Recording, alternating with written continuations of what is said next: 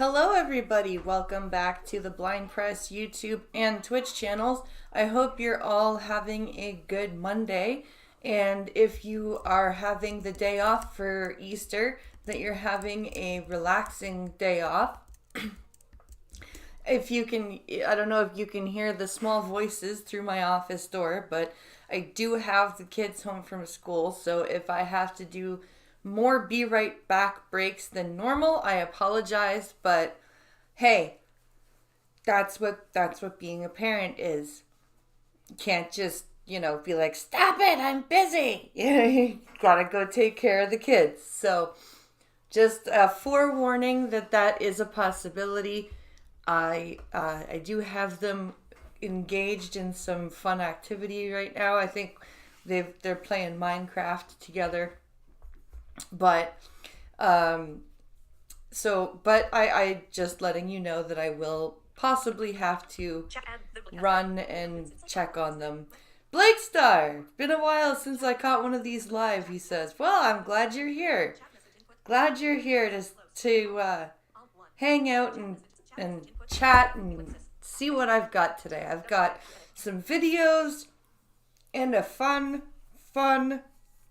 silly news article because apparently everybody's going a little bit crazy about this total eclipse that's happening next Monday.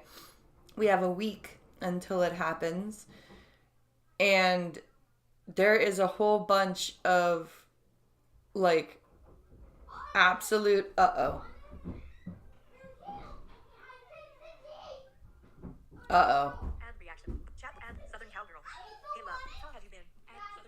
Hey, Southern Cowgirl.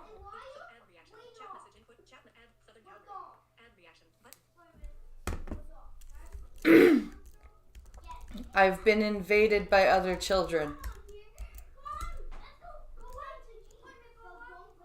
Okay, this I might have to I'm gonna stream for as long as I can, but there's somebody else. There one of my kids' friends just showed up, so I'm gonna stream for as long as I can. But if I have to go and police, then I'll have to. But I've been okay, Southern Cowgirl. It's been a while since I've seen you too.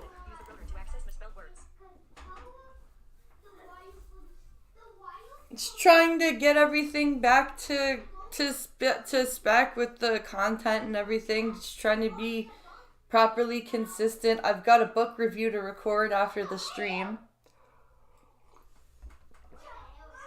So that's what's gonna happen.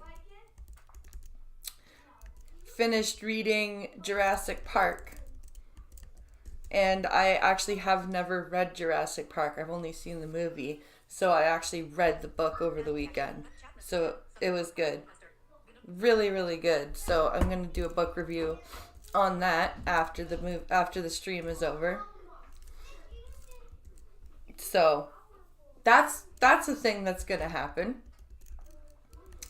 But yeah, I've got an article today that we're going to talk about the solar eclipse and about how everybody's losing their mind about it. And I've got some videos for us to go over. But okay, so let's see. I'm sorry guys. I didn't mean to be so distracted. I'm also trying to listen for children outside of my office door behaving properly. Okay. Let's switch to the live screen. And hold on a second. Let me hit be right back and mute. Just a minute, sweetie. Let me mute myself.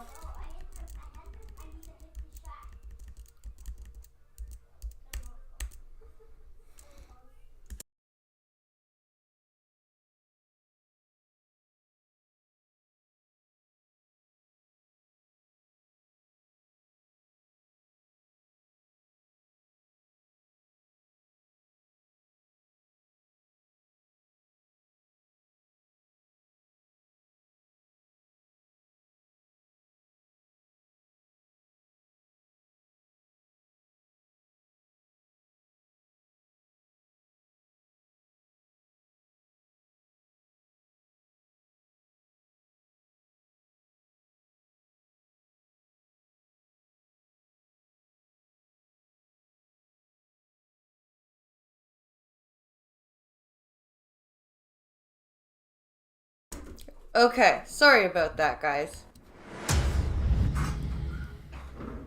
He was doing the right thing. He was knocking on the door and he was asking me a question very politely. So he was just doing the right thing. But I just wanted to mute.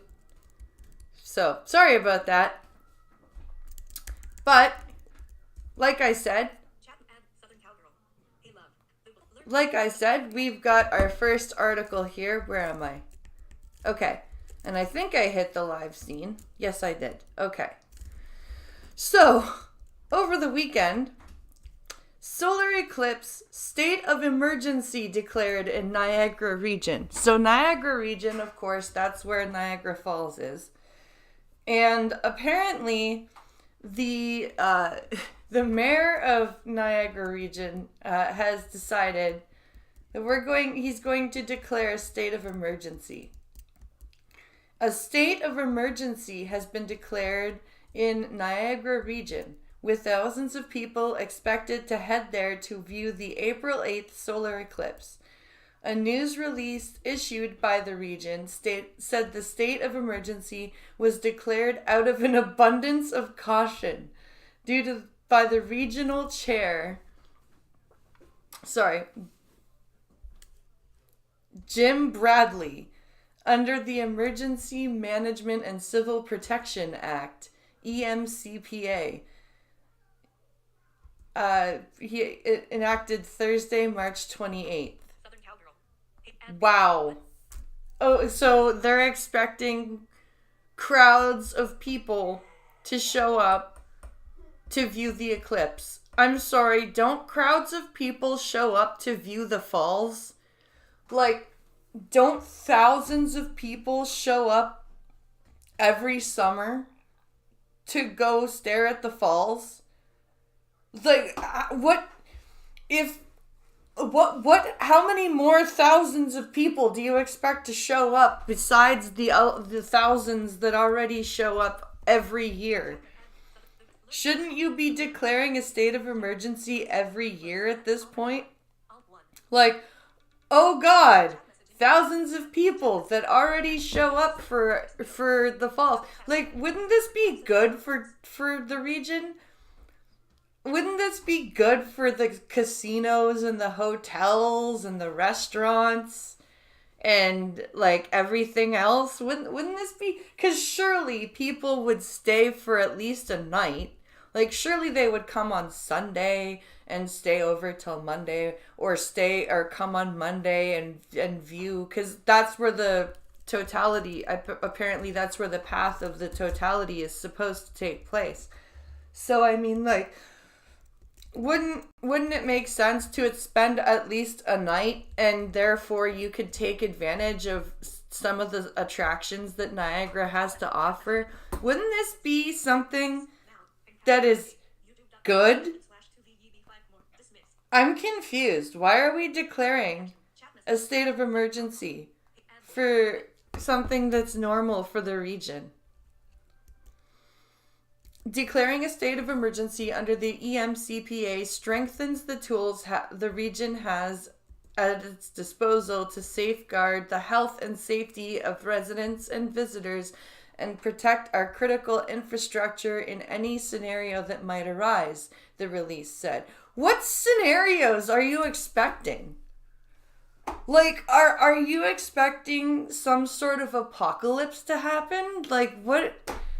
Do you think people are gonna see this eclipse and lose all rationality and just start looting and rioting? Like, what do you expect is going on to happen next Monday? Like, seriously, do you think that solar eclipses have the same mythical properties as a full moon and everybody's just gonna lose their shit? I don't understand the thought process behind declaring a state of emergency in this situation. The release said residents and visitors to Niagara are welcome to safely enjoy the eclipse on April 8th. And Niagara's local government Emotional responders, emergency responders, schools, and other organizations have been working together with the province and other working partners to make that possible. Yeah, emotional responders is right. If we're making an emergency state of emergency over this, I would say emotional responders. Yes. That was an accurate Freudian slip, I think. I think that was quite accurate. Police have previously said estimates suggest 1 million people could descend on Niagara Falls alone. Jesus, where are you getting that estimation from? Do you guys have that many bookings across the region for hotel stays? And, like, what do you mean you're estimating 1 million people? 1 million people in one day? Niagara region is along the path of totality for the eclipse, making it one of the best places to take in the event. I forgot my code even though I told him to. Oh my god. Ridiculous child. Solar eclipse. Oh, this is. So yeah, this is. I don't even know where they get the estimation that 1 million people will descend on Niagara region. Because this thing is supposed to take a pretty big path of totality. So I don't know why everyone would converge in one spot just to see it. I know, I mean, I'm sure there are going to be many, many people in Niagara Falls watching. I'm sure that it would be something really cool to see with the falls as a backdrop, but I don't know that 1 million people. That's a lot of people in one day. Like, I'm not sure where I'm sure maybe there's some statistical model they're using to predict that number. They don't say. They don't say on what they're basing that. They're just saying it. So that kind of makes me go, I don't know. So, on April 8th, the spotlight will be on Niagara as thousands of visitors join us to share in this once-in-a-lifetime event. And we will be ready to share it, Bradley said. Excuse me for the yawning. I would like to thank all of our local governments, first responders, and community organizations who have been working together diligently to make sure our communities offer a safe, unforgettable experience, both for our visitors and for all those who call Niagara home. The release said individuals should be prepared for individuals should be prepared for crowds and long lines and should consider filling up on gas, getting groceries, and running errands before the eclipse. Most schools in Niagara will be closed on April 8th, and parents are encouraged to have a child care plan in place. Yeah, I think I'm pretty sure most schools in at least Southern Ontario are closed. I think my boys are off school as well, but I need to check. And if they are, I probably won't be streaming that day just because I need to keep it like an eye on them. Those viewing the eclipse, blah, blah, blah, should only wear ISO 123112-2 certified glasses, the region noted. Niagara region will also be closing some facilities and modifying some programs and services to help keep traffic off the roads. So they really want people safely viewing this. I wonder how the transportation sector is going to be affected on that day, because truckers and stuff, like, I don't know if you could drive wearing those eclipse glasses because you can't really see anything else. It's supposed to be blacked out. But so, like, how are truckers and delivery drivers supposed to do their job without going blind? Just wondering. You know, just a passing thought. I mean, I could be wrong. I could be completely out of my depth because, you know, blind. But I do wonder how truck drivers, couriers, you know, the people that spend all day driving, I wonder how they're supposed to deal with the solar eclipse with that giant piece of glass in front of their face. You know, the windshield. And their mirrors and shit. Like, how are you supposed to... Hey, it's a bishop. How are you, bishop? Welcome to the stream. Chaos, he says. Ah, yes, chaos. Chaos is fun. So we're now transitioning into our first video, and I apologize. My eye is incredibly itchy. I think allergy season is starting.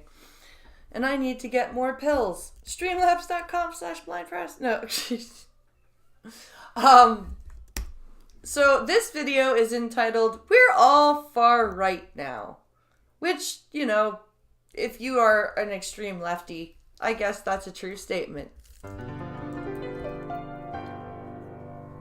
Polite and smart and punctual, it once was good to be. Yes. This feels like a Monty Python parody. You answered for your actions, and a woman was a she. You'd stand up for your people. Let's try this again. Polite and smart and punctual, it once was good to be. You answered for your actions, and a woman was a she. A woman. You answered for your actions, and a woman was a she. Ah, the good old days. Those were the days. You'd stand up for your people, if needs be, even fight. But now, if you uphold such values, then you are far right.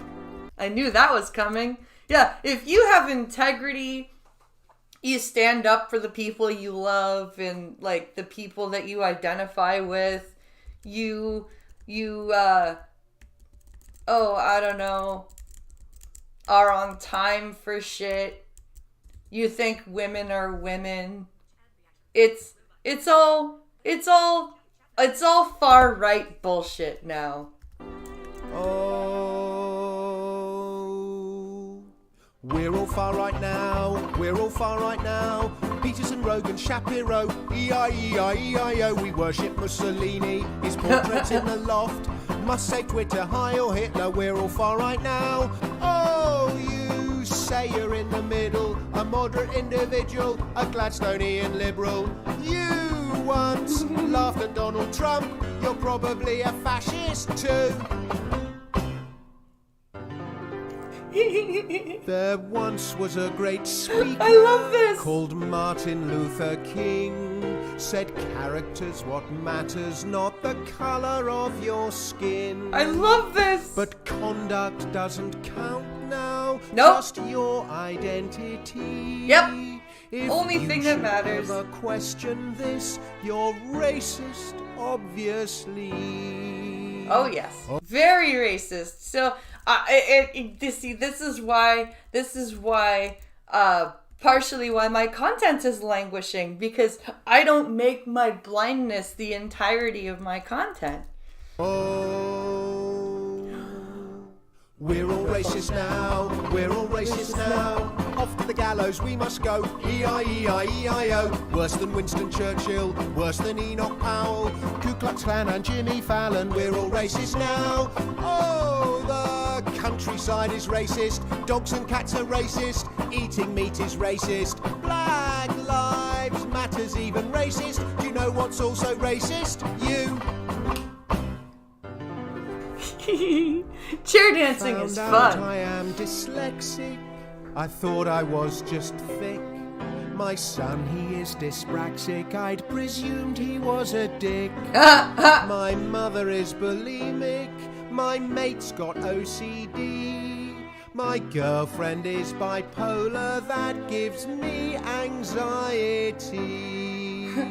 All the mental health disorders. We're all mental now. We're all mental now. Off to the madhouse we must go. Nutty as a fruitcake, demented and deranged. Cuckoo, psycho, wacko, loco. We're all mental now. Oh my, what is coming next? What is coming next? What is coming next? Oh my, what is coming next? We're probably all pedos too. Dirty little pedo hanging round the Lido in your little speedos. Far right. Oh my god, it's so true. It's so fucking true. Call anyone you don't like racist, a pedophile, like Nazi, just like everything.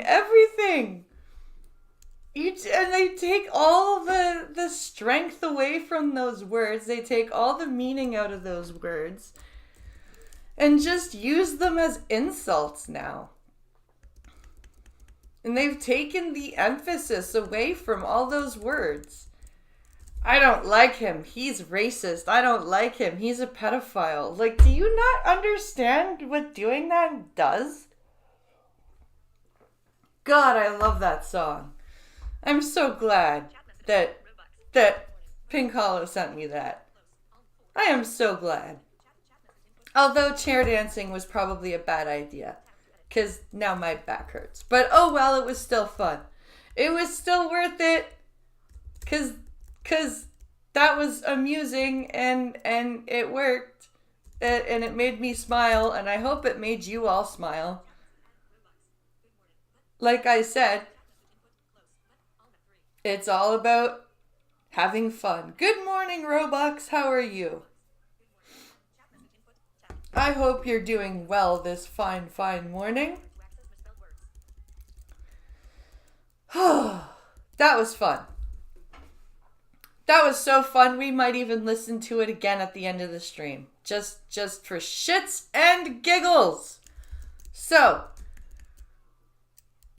moving on to our next fun video, we have this video, and I can't remember if this is Charlie's video or if Charlie's at the end. I can't remember which way I have set up these links, so it's gonna be a surprise. The Dan Schneider saga is not over. In response Nope, to it's not. Quiet on I think Set, it's he still sat young. down for an interview and posted it on his own YouTube channel, titled Dan Schneider Talks About Quiet on Set. Now this is insane for many Fillion. reasons, but mainly Go because me. we've never actually heard from Dan himself. Titled Dan Schneider Talks About Quiet on Set. Now this is insane for many reasons, but mainly because we've never actually heard from Dan himself. We're going to break it So down, see Dan- what he has to say, if he apologizes, or if this is one giant manufactured piece of damage control. So Dan, I guess this is gonna be Fillion talking about Dan Schneider responding to Quiet on Set, which I didn't know Dan Schneider did. So this should be both fascinating and terrifying at the exact same time.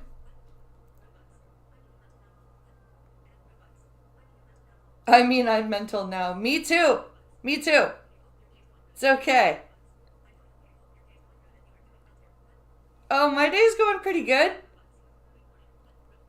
Day's going pretty good. It's a holiday for my kids, so I'm kind of keeping an ear peeled. But I still got to do my job. So let's carry on. Now this video has 13,000 likes. Oh god. 154,000 dislikes. Oh my god, the ratio. Holy fuck. Okay, let's hear that again. 100 apologizes, or if this is one giant manufactured piece of damage control. Now this video has 13,000 likes, 154,000 dislikes. That is insane.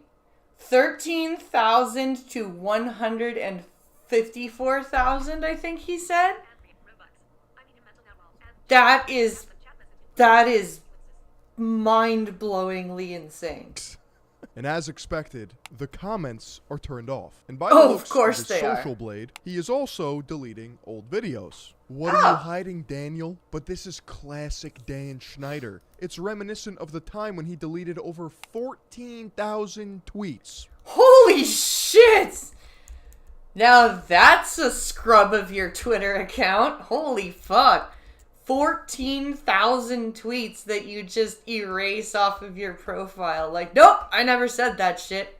Gone. What are you talking about? Never happened. Hey, it's Boogie. I played T-Bo on Nickelodeon's iCarly. I got a chance to watch the Quiet on Set program, and I reached out to Dan to see if it was something that he'd be willing to discuss. You gotta be hated to get that ratio. Right, Robux? Holy fuck, that's... I'm pleased to say that he crazy. said yes. Dan, how are you? I'm okay. Wait, really who is this guy interviewing Dan?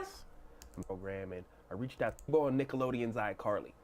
I got a chance to watch the Quiet on Set program, and I reached out to Dan to see if it was something that he'd be willing to discuss. I'm pleased to say that he said yes. Dan, how are you? Oh boy. I'm okay. I'm okay. I've just been accused of some heinous shit, but I'm okay. Yeah, I'm fine. Totally fine. I'm relaxed. I slept like a baby last night. I'm good. How are you? Really appreciate you reaching out. Off the bat, all three of my trained eyes can recognize the mise-en-scène. This is a manufactured set. Everything, and I mean everything, from his wardrobe to the set design, was handpicked by his production team to elicit certain feelings and emotions. Welcome to film and television. Giving me the opportunity to talk to you about what we saw over the last 2 nights. I'm really glad you're here because I believe this is important. For sure. We've got a lot of things to unpack. But before I dive into my list of topics that I'd like to discuss, is there anything you'd like to start off with? I love how they're both like super calm, super soft spoken. Just, this is so serious and we have to be like so soft spoken. And this is, is there anything you would like to say before I get into my list? Is there anything you'd like to start off with? Like, just so... It is. He said he plays T-Bone on iCarly. Absolutely.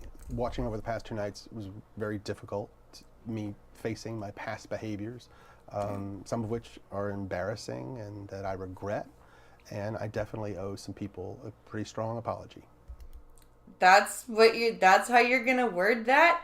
Looking at some of my past behaviors, it was, some of them are embarrassing and I regret, and I owe some people a pretty strong apology. That's how you're gonna word that, Dan. Wow. That's pretty weak, dude. Let's talk about the massages. Okay. Oh, God. Watching the content yesterday, that was disturbing.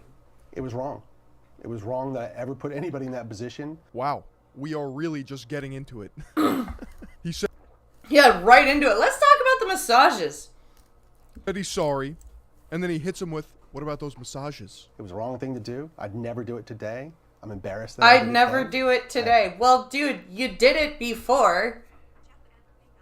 What are you gonna do? That was a different Dan. Yeah, Ariana Grande's feet to start. Right?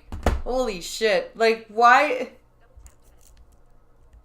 I would never do that today. Yeah, that's like going, I'm a new Dan now. I apologize to anybody that I ever put in that situation. And even Dude, name them. I apologize to the people who were walking around Video Village or wherever they happened because they were... Dude, fucking, if you're sorry, you'll start naming the people you wronged. You're not just gonna be like, I'm sorry to everybody. No, fucking say their names. There were lots of people there who witnessed it who also may have felt uncomfortable. So I owe them an apology as well. Yeah. Yeah, that's it. Yeah. On to the next question. Wow, So dude. not What a softball response. Yeah. Yeah. Jesus Christ, dude. Hold him to more account than just yeah. What the fuck? Ask people you work with, especially women, to massage your fat rolls as if you're Baron fucking Harkonnen. Dan, talk to me about the writer's room. From what I saw, not cool. No. And I don't mean to cut you off, but if I can cut right to the chase, let me just say, no writer should ever feel uncomfortable in any writer's room. Ever. Period. The end. No excuses. If you've seen my... Then why...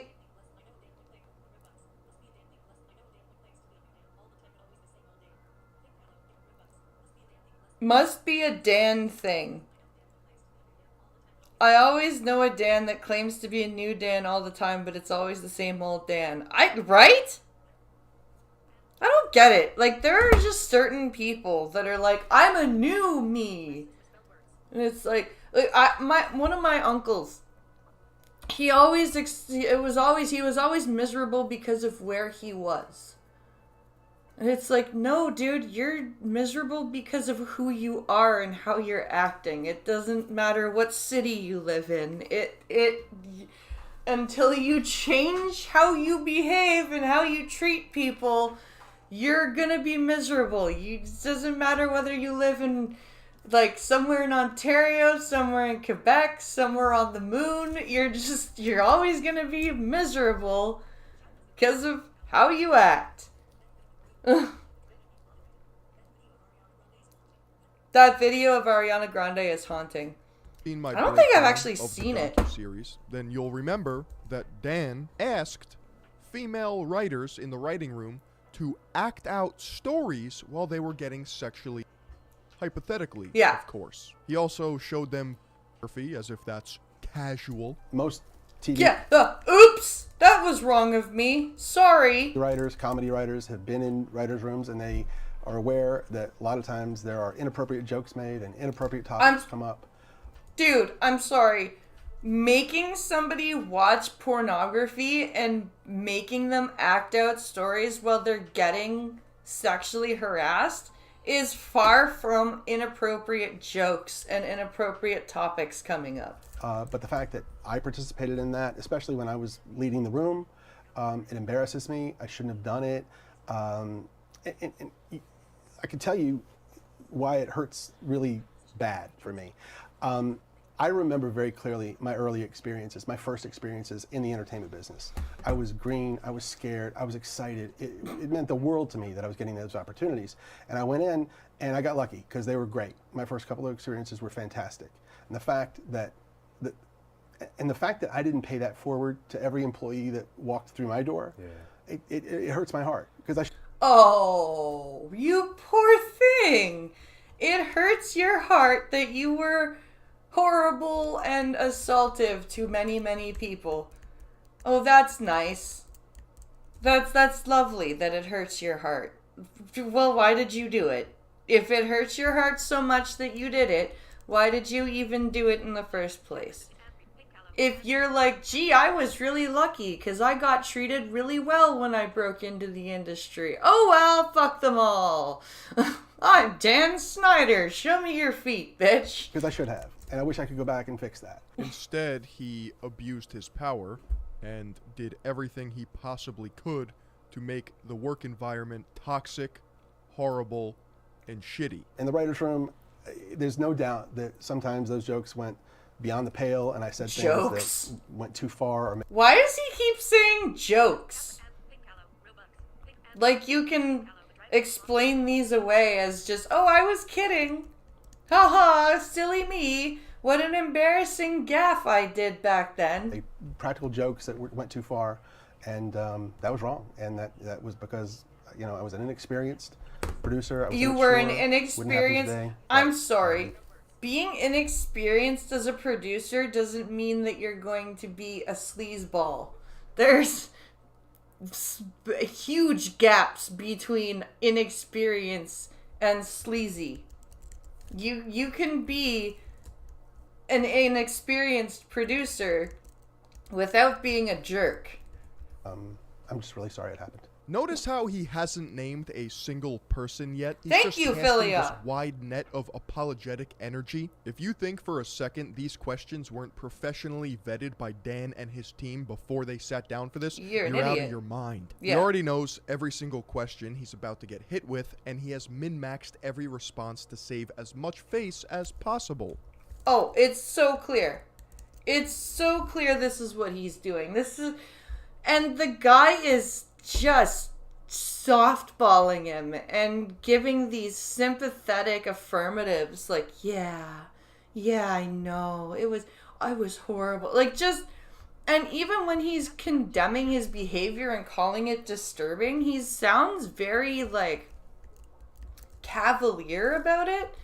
Like, tell me about that behavior. That was very disturbing. Like, it was, like, almost like he's not even aware of what he's asking about. Like, almost like he says he watched the documentary but maybe didn't, because if he did, either he didn't watch the documentary and he's lying about watching it and being disturbed by it, or he did watch it and he actually thinks that behavior's okay, and he has to pretend that he's like, oh, that was really disturbing, and he's all deadpan and shit. Now it's all about the execution. Can Dan pull it off? Does he have the So far, crocodile no. tears in him? You've written hundreds of episodes. Thousands of jokes have been told. Yeah. But currently where we are, some people think that some of those jokes are inappropriate for children. Mm-hmm. What do you think of that? This one's gonna be interesting. Some? All these jokes that you... I'm sorry, isn't there like a straight up cum shot joke in one of the shows that he wrote? I'm pretty sure there's a cum shot joke. Or like several cum shot jokes. Isn't there like there's a cum shot joke, there's a dick sucking joke. Like, there's a lot of sex jokes, and those shows are not, like, they're for preteens and shit. Speaking of, that the show covered over the past 2 nights. Every one of those jokes was written for a kid audience because kids thought they were funny. Yeah, because the kids laugh at sexual humor because it looks awkward. Kids laugh at awkward shit. Especially shit they don't understand. That's what humans do when they don't understand something. They laugh. It's not a laugh of, oh my god, that was hilarious, right? It was a laugh of, what am I watching right now? You know what I mean? Big difference. Big difference. That's not true. Because, I'm sorry, whenever I was in grade school and we did sex ed, there was a whole shit ton of laughing going on. It wasn't because they thought that the health class was a joke. It was because they were incredibly embarrassed. Right? They were embarrassed about the topic that was going on. They were awkward about what we were watching. And I'm guaranteeing you that any child that laughed at those jokes was laughing at they were laughing as a reaction of discomfort and embarrassment, going, what the fuck is this that I'm watching? Ew. I'm sorry, but you're not beating this one. Now we have some adults looking back at them 20 years later through their lens, and they're looking at them and they're saying, oh, you know, I don't think that's appropriate. Through their lens. Dude, there's no other lens to look at those jokes. The only reason that the adults that are adults now pointing it out didn't point it out back then is because they didn't understand. And you guys hid it from the parents. So how the fuck can you say, oh, they're just viewing it from their lens? Just like you're putting the same argument on your bad behavior as people right now are putting on the people that are trying to destroy history because they're looking at history through today's lens. What the fuck is wrong with you? Those are two very different scenarios. For a kid show. Considering the fact that you were making misogynistic, inappropriate, sexually explicit jokes with your staff on a children's set in the first place, doesn't really bode well now, does it? I have no problem with that. If that's how anyone feels.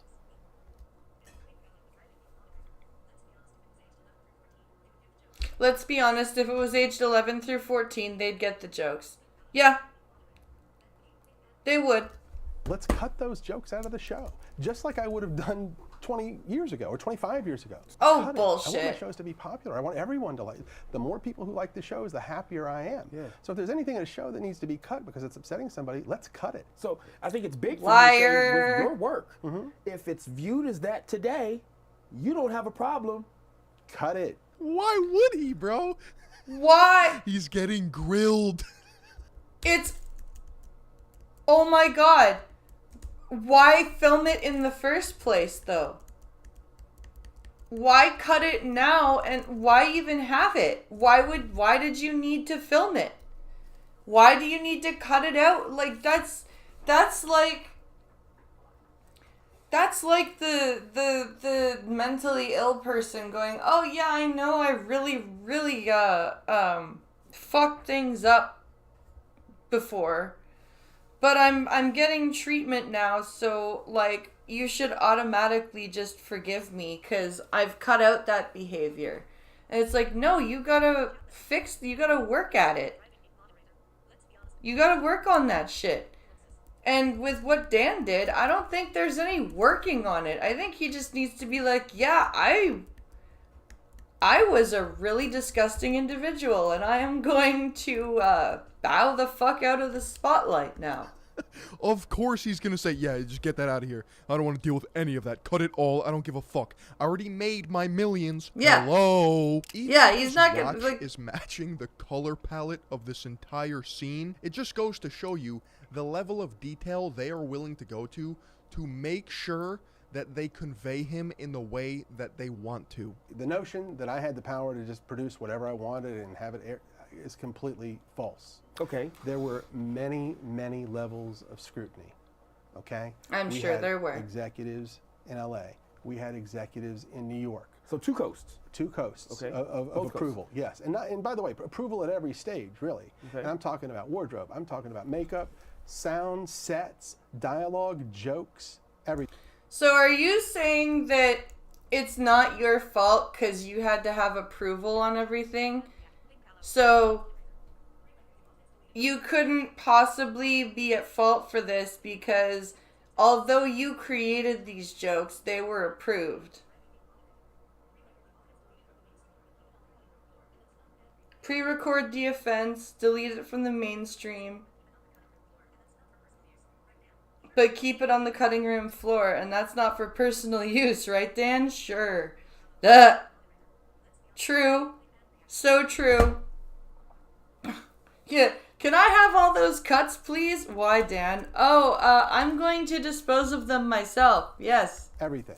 Now, when you say approval, these obviously that's a hierarchy, not your colleagues or right. people in the room. Okay. No, not my colleagues. No, these are my bosses. Bosses, and then their bosses, and then their bosses. I think a really valid question is why wasn't Dan interviewed by a woman? Now, that is a I'm good gonna question. push back a little bit Sure. because the series. And why is this? Why? First of all, yeah. Why wasn't Dan interviewed by a woman? And why is this guy going so easy on in him? this way? that you were just the guy that was doing what he wanted, and people were afraid to confront you about things. So say, just humor me, say that was the case. What would have been the ultimate way to... Okay, if nobody on the set, if all of the dozens and dozens of adults that were on the set, if they didn't say anything, if my bosses said, if they insisted, you got to make a change here, you got to cut that, I had to do it. I had no choice. Got it. So what? Are you saying that because you created it, your bosses are at fault because they let you put... Oh my god. That's like saying, I'm not at fault for posting the murder video on Twitter. It's Twitter's fault because they let me post the video of my murder on Twitter. That's what he just said. It's not my fault that I came up with the shit that's gross and disgusting. It's Nickelodeon's fault because they aired it. Wow. Okay, Dan. Way to go. Got it. Now this next one. There has to be cuts in this. There's no way he just said, got it, and then moved on to the next question. I'm telling you, this is a propaganda machine. Except it's...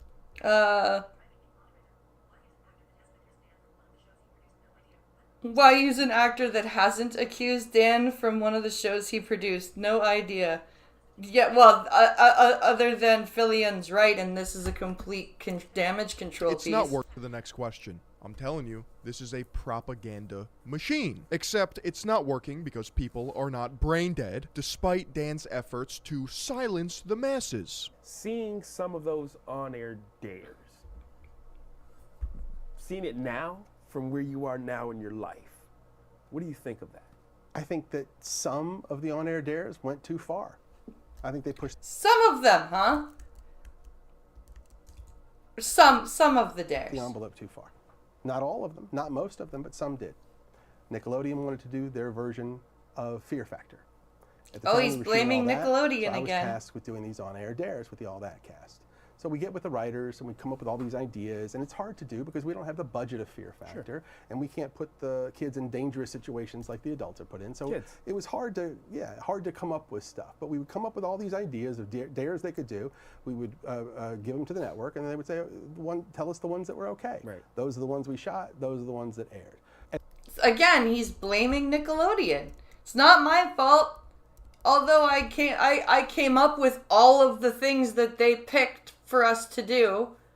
It's their fault for picking them and then telling us to shoot them. That is the dumbest thing ever. At the time, I had no indication that any kid ever had a problem with them. But when I was watching the show over the past 2 nights, I now know that there were kids who did have problems with the on-air. Well, what's the kid supposed to asking a do? lot Tell for us you? to believe that Dan Schneider just has zero common sense. Like, how, as an adult, do you not have the foresight to realize, maybe I don't do this with kids on my show? I swear we're dealing with head-empty brainlets. Is this all it takes to be a Nickelodeon producer? Mean, corrupt, and retarded? And I don't think he's retarded, Fillion. I think he knew exactly what he was doing, and he just doesn't care. I think he's just fucking, I would say, criminal. I would say he's evil.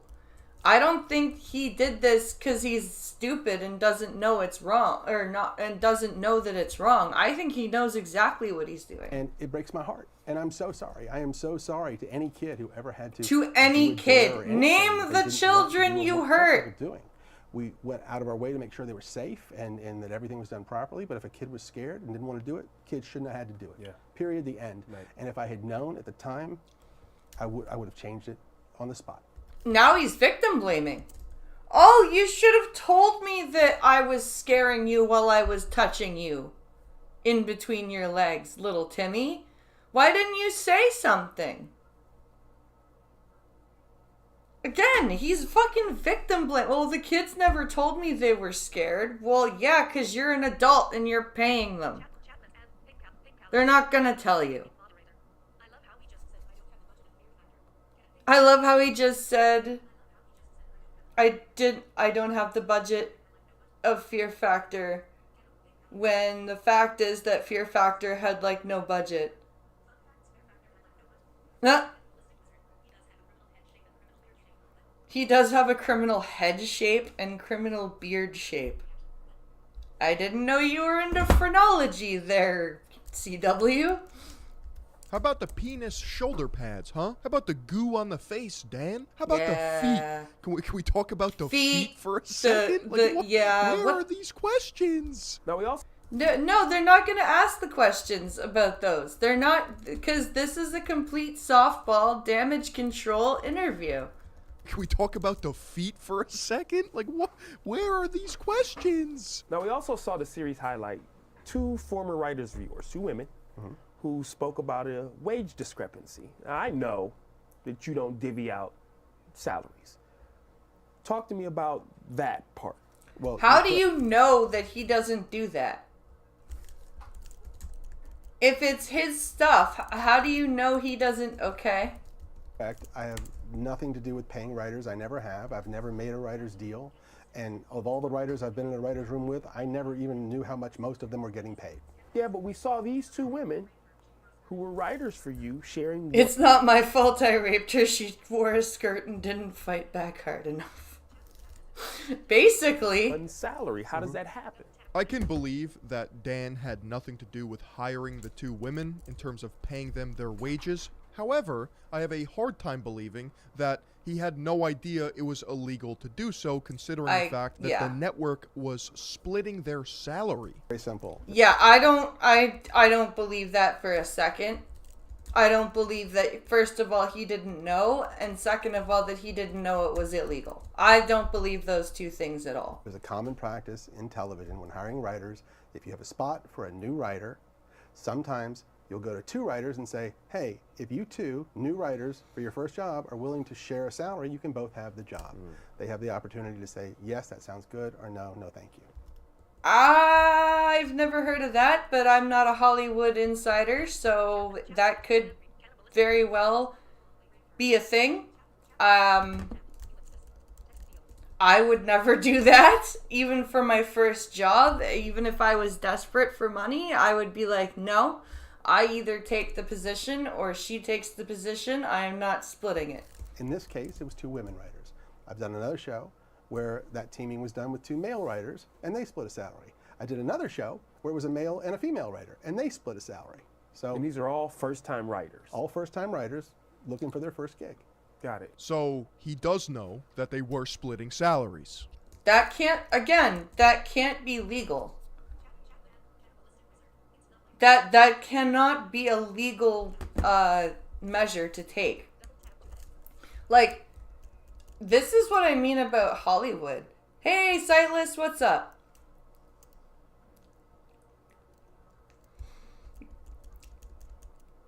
It took my son 5 days, but I finally got the Sub-Zero announcer voice. Oh, cool. I guess that's an Invasions thing. If you're around tonight, do you want to try for your third run back? He just didn't know how much they were being paid. Imagine trying to live off of a split salary.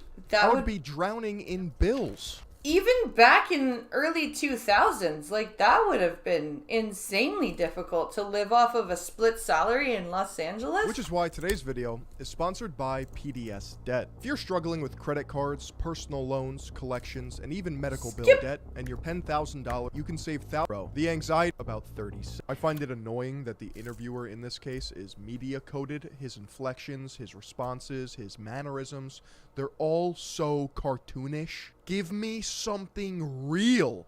Yeah, I think it should have been somebody who was directly impacted by him. I think it should have been, if not a survivor or a direct, like, if not somebody who worked under him, somebody that was not biased.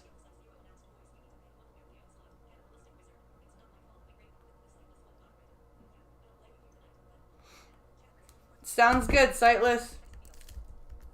Please, Call Oh, the you have to play motherfucker MK out. Onslaught Give me to some get it. hard-hitting facts, not just yeah, that makes sense. On to the next cue card. Yeah, this interviewer is absolute garbage. He is softballing the hell out of this. He is not giving Dan any pushback at all on anything that Dan is saying. He's just, oh yeah, okay, I believe you. It's very frustrating. They also highlighted 2 black actors who said that they felt overlooked. Now, I want to be clear. I'm never going to speak on anyone else's journey. Yeah? They also highlighted 2 black actors who said that they felt overlooked. Now, I want to be clear. I'm never going to speak on anyone else's journey. Yeah?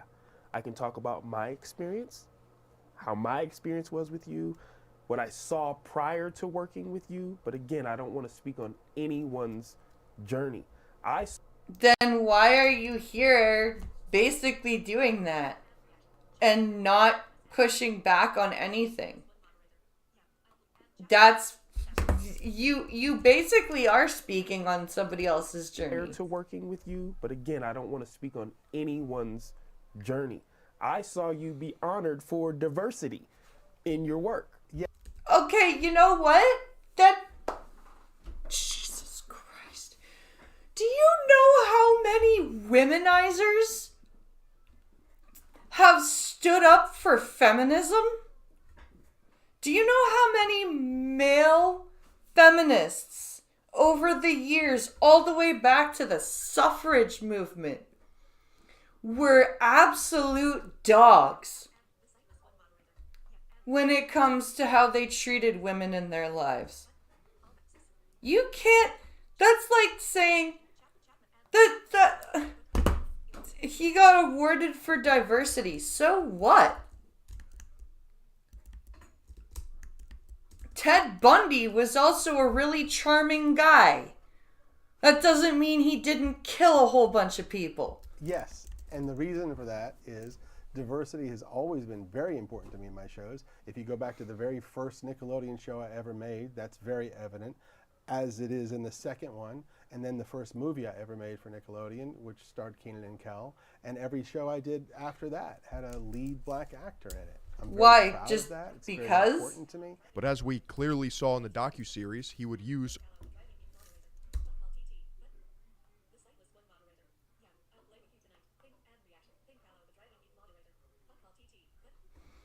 hot call.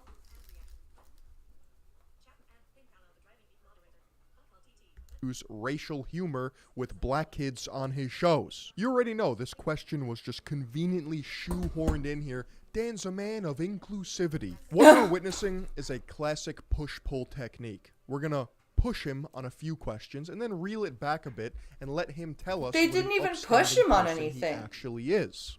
I don't even think they pushed him on anything, Philion. I really don't feel like they did. Dan is so inclusive, guys. Oh, he's just the best. Amanda Bynes was brought up in the series and her emancipation and how you were involved in that. Can you talk to us about it a bit? How the hell was he involved in that? Amanda was between the ages of 16 and 17, and she wanted to get emancipated from her parents, which was a fairly common thing with successful young actors, at least at the time. Sure. And she wanted that for herself. So she turned to her team, which included her lawyer, her agent, her manager, her publicist, me, because she included me as part of her team, thought of me that way. Oh, did she now? And why is that? Why would she consider you part of her team? We supported her. I don't have a hard time believing that Dan actually cared for the kids on his shows, considering the fact that they are the money makers. Yep. Without them, he doesn't have a job. Of course he cared but for how disgusting and far he's willing to go just to get some cheap laughs for children's humor says otherwise. There was also an incident where she had ran away from home, if you would. Can you talk to us a little bit just to clear the air of exactly what happened in that situation? Yes. What a softball! I keep saying softball, but what a weak way to ask that question. What can you tell How can you clear the air about that situation? Holy crap. Yes. One night, it was very late, well after midnight, 1 or 2 in the morning. Phone rang. I answered. It was Amanda. She was upset. She was in distress. She had had some conflict with her parents, I think her father. So she and called me. you. I was immediately concerned about her safety. I called someone who I knew was fairly nearby. That person was able to go and pick her up. Then I knew she was safe. I felt better. She ended up being taken to the police. Well, regardless of what some people may think, I think it's only positive. Oh my God. You're not supposed to say something like that as an interviewer in regards to something serious like these allegations. You never ever show your bias. You are supposed to be incredibly unbiased. You're supposed to not take a side. Especially you don't tell your interviewee what your side is. That is so wrong.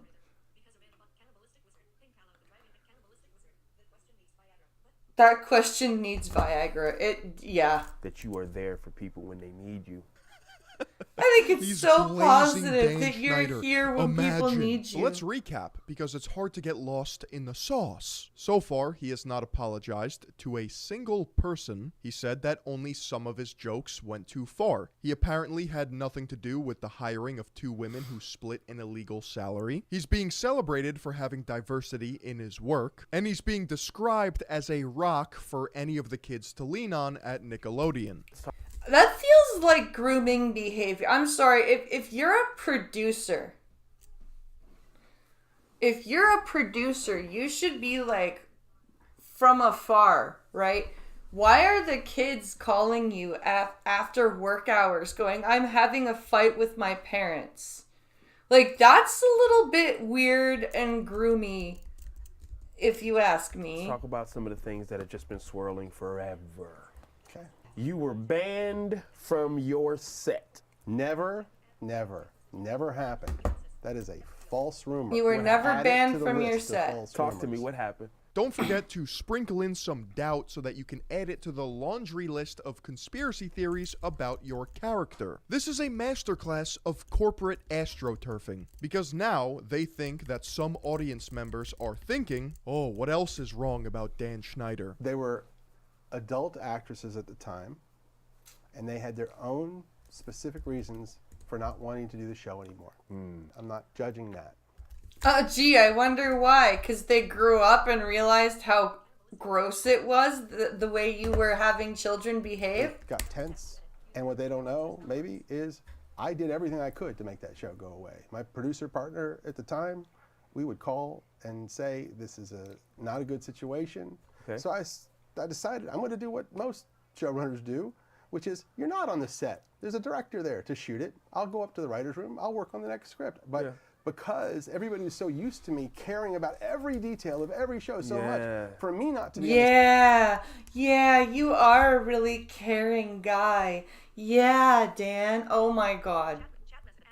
Somebody fire this interviewer. Holy shit. set, yeah, maybe some people thought I got banned. So it was more of an assumption because this guy's usually here and now he's not. Right now, they're laying the groundwork for the idea that people make assumptions about Dan Schneider and they are incorrect. And they're doing this by him dispelling the rumor that he was banned from What I Like About You, which was a show starring Amanda Bynes. I don't know if it was an assumption. I don't know if somebody thought they were making me look bad by saying I got banned from the set. I have no idea. Okay. All I know is I was Oh, never banned from the set. yes. Somebody might be making you look bad. Oh, that makes so much sense. Oh my God, this interviewer, stop. To me, it's just a complete nothing burger of a question. Its only purpose is to fill up airtime so that Dan Schneider can say, yeah, I already sat down for an interview and answered all the hard-hitting questions. The darkest part of this series discussed child predators. Now, I want to make sure that we clear a couple of things up. Okay. Brian Peck was not hired by you. No, I did not hire Brian Peck. This was a Tolan Robbins production? Yeah. And when Drake and I talked and he told me what had happened. This is not that surprising. I don't think anyone thought that Dan Schneider personally hired Brian Peck. Now I don't think anybody made that allegation. So, I don't know why they would even bring that up. Fun fact about Tolan Robbins, which is just the joint production TV company of Mike Tolan and Brian Robbins, started in 1994, is that Brian Robbins is the current CEO of Nickelodeon. Interesting. Next, I heard that he went to court when this guy was being tried, Peck, and when Drake walked in, he saw 50 people sitting on the side of the courtroom supporting Peck. A lot of them pretty famous. Of course, Drake was devastated that that happened. And even more disappointing, 41 of those people wrote letters for Peck, character letters, praising him for who he was and asking for leniency. And they knew that he was guilty. They knew. How do they know? Like, how do you know they knew, first of all? Second of all, people can be fooled very easily by other people and write letters. So how do you know that these people knowingly supported a pedophile? How can you tell that? He had confessed to some degree, and they still did this. Dan is just listing off what we already saw in the docuseries. None of this is new information. That's baffling that adults would do that. Yeah. And I don't know if people know this, but Drake's mom, a lovely woman who I stay in contact with this day. Of course you do. She came to me at the time. Because that's not disturbing. Said, Dan, I'm not good with words like you are. And is he cry? Is he gonna cry? My speech for the judge. Is he? Oh my God, he's crying. Would you help me with my speech for the judge? And I said, of course. Oh my God. Holy shit. He's actually trying to Amber Heard it. And the tears start rolling. I'll leave it up to you guys if you want to. He's actually trying to Amber Heard this. Or that of a crocodilian species. And he ended up going to prison and serving his time. And yeah, that was. And I helped put a pedophile in jail, so I can't possibly also be a gross person. It's part of my career. And here's the kicker that I really don't get. After he got out of prison and was, to my knowledge, a registered sex 35 offender, years in the business, still can't fake cry. That is pretty sad. He just slips that in there too. Yeah. Look into Disney. I don't understand. Yeah. I appreciate you sharing that, man. Are you okay? You want to take a minute? You okay? You okay? You wanna take a minute? Do you need a hug? Do you need some water? You good? No, bro, there's no way. He said, I appreciate you, man. You want to take a minute? Yeah, I'm all right. Let's keep going. Yeah? Yeah. Okay. I think we really unpacked some important things. We set the record straight on a lot of things. Mm-hmm. Before I let you get out of here, I appreciate the vulnerability that you use and know that there's definitely things that you would have and should have done differently. The vulnerability. How about his victims? How about the kids that worked under him? What about their vulnerability? Holy shit. Mm-hmm. Is there anything that we haven't discussed? Nope, that about does it. Thank you for the interview. See you never. Yeah, there's definitely things that I would do differently. One that I think would be really, really important is when you're hiring young actors, minors, to work in television, I would suggest that we have a licensed therapist there to oversee that process for the specific reason of child actors like Jeanette McCurdy. Of making sure that those kids really wanted to. Jeanette McCurdy? Oh, yeah. Why I Hate My Mother by Jeanette McCurdy. Why I'm Glad My Mother Is Dead or something like that by Jeanette McCurdy. That book. do this job, that they really wanted to be on television. Maybe they should even be informed about what that means. What's it going to mean if you're famous? What's that going to mean on social media? What's it going to mean within your family? Your feet are going to be on national television for the rest of your life. Let me tell you what that means. Let them find out. And then that way, if a kid doesn't want to be on a TV show, they can opt out. Yeah. That psychologist, that therapist could come to us and say, this kid doesn't want to do it, or their parents aren't understanding of what's going to come. And then we could avoid the mistake of ever putting a kid in a TV show that didn't want to be there. Oh, yeah, so pass the buck off to somebody else, right? Pass the buck off to somebody else. It can't possibly be the showrunner's problem to oversee the actors and make sure that they're, handling their roles okay. No, it's not that. No, we need to hire a completely new person. A completely new person to come and tell us whether the child can handle it. I mean, yeah, it should just be standard protocol, but it's also acting as another layer of separation. Yeah. You know? Oh, we had a licensed therapist. No, he was on staff. The main thing that I would change is how I treat people and everyone. I definitely at times didn't give people the best of me. I didn't show enough patience. I could be cocky and definitely overambitious, and sometimes just straight up rude and obnoxious, and I am so sorry that I ever was. I'm sorry for being a hyper-competitive, cutthroat producer who wants to make a shit ton of money. Yeah, basically that's what he's saying. I'm sorry I did my job. I'm sorry I did my job, everybody. Jeez. I'm so sorry that I did my job and made money. You people, you don't understand. I'm sorry I upset you with my producerness. He's not sorry for any of the disgusting things No. that are attached to his character. When I No. watched the show, I could see the hurt in some people's eyes, and it made me feel awful. No, it and didn't. regretful and sorry. It made you feel pissed off that you have anything to I atone wish I for. could go back, especially to those earlier years of my career, and bring the growth and the experience that I have now.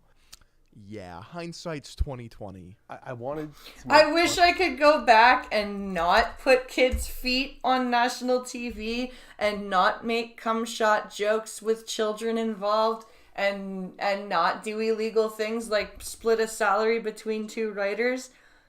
I wish I could go back and do all those things that I knew were wrong but didn't care about it funny anyway. TV shows for kids, and we definitely did that. But if I could go back, I would get it done in different ways. I'd just be nicer as often as possible. And Why listen does he more sound to the like he's people on my asking a team. question? Ways. I'd just be nicer as often as possible and listen more to the people on my team. He's asking. I would have been nicer as much as possible, I think. I think that's the right thing to say. I would have worked better with my team. I think I'm supposed to say that too. And I would do everything that I could to make sure that everyone had a good experience. That's what I do differently. Dan, I appreciate your time. I appreciate you. Thanks. I appreciate your time, and I appreciate you. Oh, what a fucking jerk-off fest. Stopping by, man. Thank you. Thank you for rinsing me of my sins. I spoke too soon because the Grooming DLC Episode 5 of Quiet on Set is airing in about a week. Damn.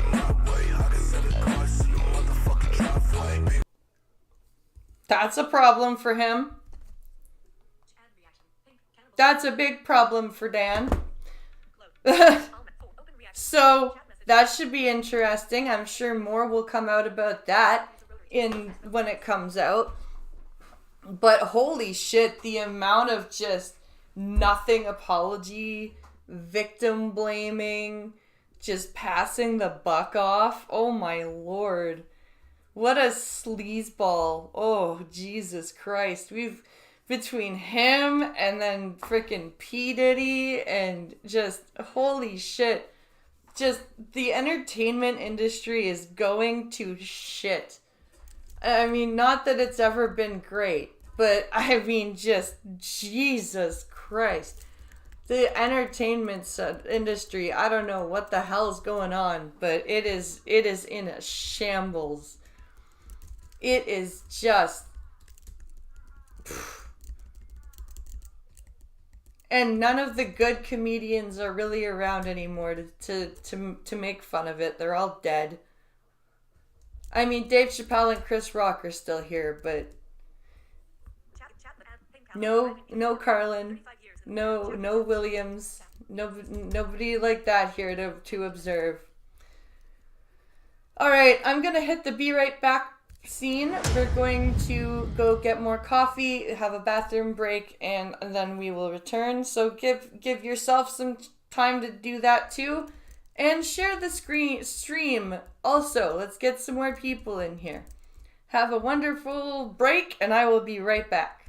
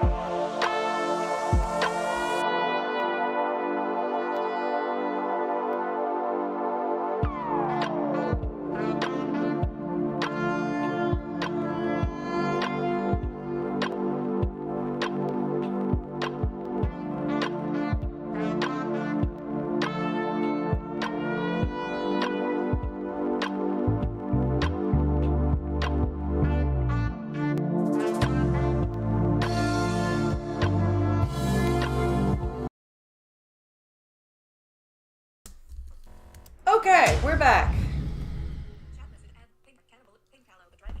Let's go and visit our next video. Now that I have more coffee. Creepy and desperate for a phone call. This sounds like it'll be interesting. It's been a little while since I've gone over some text messages, and I still giggle at them to myself from time to time, but there hasn't been anything truly interesting that's come across my desk until today. This one gave me a big old hoot and a holler here as it aims to tackle the age-old question, how long should you wait after connecting with a human being to graduate from text messages to phone calls? Oh God. For this one brave soul, that was about an hour. Oh God, oh God, oh God. And let me guess, he tried a FaceTime call too. They like to do that. And the results were not optimal, to say the least. This fairy tale starts the way that all the good ones do. They matched on a dating app about an hour ago, and then he reaches out saying hello, and then tries to call them. She responds by saying, hey, smiley face, I'm watching a movie with my parents right now. I'll be able to call in a bit. I'm sorry. She seems super sweet, giving an explanation and even offering an apology for not being able to hop on the hotline right away. Yeah, like, that's fairly innocuous, and she even sounds like she's willing to talk to him. Just not at that exact second. It's not like she owed him an explanation or an apology, but it was just a nice gesture. It's a very awful idea to try and call someone that you just met an hour ago. You only became aware of each other's existence like less than 60 minutes ago. He tries to grit his teeth and bear it, but the pain is too much. He says, oh, okay. And it comes across pretty sad. I don't know if he actually was sad here, but it seems to me like I can feel him looking down at the ground while he types that and like... Yeah, it's... oh, okay. Kicking some dirt. And I think she picked up on that because she issues another apology, but then says, how's your night going? So she's trying to at least make a conversation out of this. So she... Yeah, like she's not trying to ghost him or anything like that. She's legitimately trying to be nice. He seems interested. He goes, no, it's okay. I'm excited to hear your voice though. Maybe send me pics of you? It's okay. I'm just chilling. To me, it sounds like he's fishing for some sacred nudies here. Yeah, that's me. No, it's okay. I can't wait to hear your voice, though. Maybe send me some pics of you. Creepy. Creepy fucker. I believe that he's probably in Coomer mode right now. His dick is in DEFCON 5, and now he's requesting some pics. I imagine if she did answer that phone call, it would have just been heavy breathing into it. Yeah, probably. Probably. Like something out of a horror movie. The phone calls coming from inside the house. But maybe I'm wrong. Maybe this is just a guy who really enjoys talking over the phone and getting some pictures of the person he's talking to over the other end. Totally innocent pictures. Because, video call doesn't exist. You can't look at somebody that you're speaking to over video now. It has to be phone call and pictures.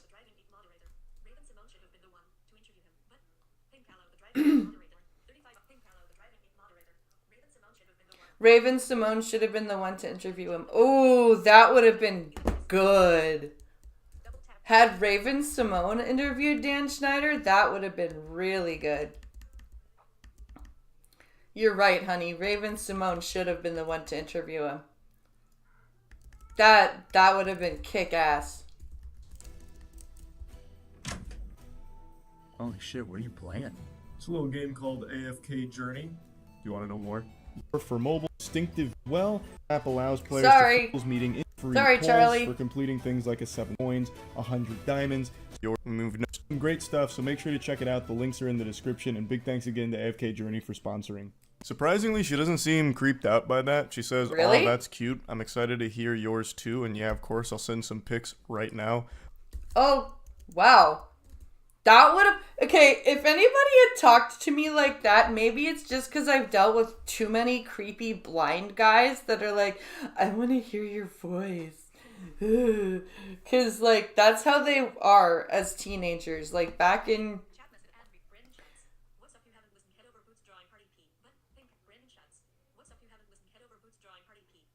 It's like... Blind guys are so thirsty, it's weird. Like, There are just some blind people that, and I've heard stories of blind guys talking to my friends, and they're just straight up like, they just tell you exactly what they want to do, and it's like, oh, okay, you are very weird. And big thanks again to AFK Journey for sponsoring. Surprisingly, she doesn't seem creeped out by that. She says, "Oh, that's cute. I'm excited to hear yours too. And yeah, of course, I'll send some pics right now." Which is not the response I thought that would garner. No. I would have expected some kind of ickiness to it and maybe a question about, like, why? I mean, we've known each other less than 60 minutes. You can just scroll my fucking online dating profile to see some pics of me. His response to her is just, okay, cool. This guy's just very concise, matter of fact. What is he, 16? Okay, cool. You send me some pics now? Okay, cool. Yay! He says, for the pics, do you want, like, recent ones? Because I have a ton ranging from, like, 2 weeks ago to, like, 4 years. He says, yes, but any, frowny face, and then winky frowny face. Every bone in my body is telling me that this dude is absolutely looking for some titty pics. He's looking for some bonkers or something here. What is the winky frowny face? I didn't even know that existed. I thought it was only a winky smiley face. He's not looking for just like your normal Facebook photos or something you'd post on your Instagram story. He's not looking for you at the movies or something from 2 weeks ago seeing the Winnie the Pooh horror film. He's looking for ass and titties. Yeah. That's my guess here, especially with like the winky frowning. Pics. I don't know why he's frowning so much. I'm not really sure. Maybe that's like an accident. Maybe you want to do like a winky face with a smile. But for some reason, he just keeps accidentally sending frowning faces, including like a winking frown face. Which I didn't even know there was a winking frown face. Never seen before. I don't know how you even like sad wink at something to begin with. Thank you! I don't know, it seems like conflicting emotions there. He then calls her twice within 20 minutes and says, hello, upset. I'm waiting, lol. Weird.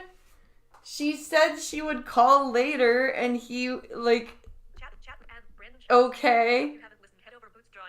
That is weird and creepy, and just, hello, upset. Like, okay, now he's a teenage girl, alright. This guy types like he's playing a MOBA. Like, he's typing as quickly as possible just to convey the bare minimum amount of information. Upset. Hello? Okay, cool. Frowny. Winky frowny. Like, it's just very basic shit here. He's not actually even having a conversation. It's weird. Yet he keeps really wanting to talk on the phone. I don't know what would have happened if she answered some of these calls. Like, maybe he'd just fart into it and hang up while giggling. Like, the way he texts, it doesn't seem like he's very conversational unless he, like, really hates texting, so he just texts the bare minimum, and he would rather call, but still, like, he's not even saying sentences. He's just like, hello, upset. Perhaps, I don't know, like a big prank call? A huge ruse? Anyway, after 2 more failed calls, she says, hey, sorry, I just finished the movie. I wasn't looking at my phone, but I apologize that you're upset, but I just want to be straightforward with you since you were with me. I'm not, like, a very clingy person, and I'm kind of getting that vibe already, you know? And he goes, good call. Good call. I'm not very clingy, and I'm already getting the vibe that you are.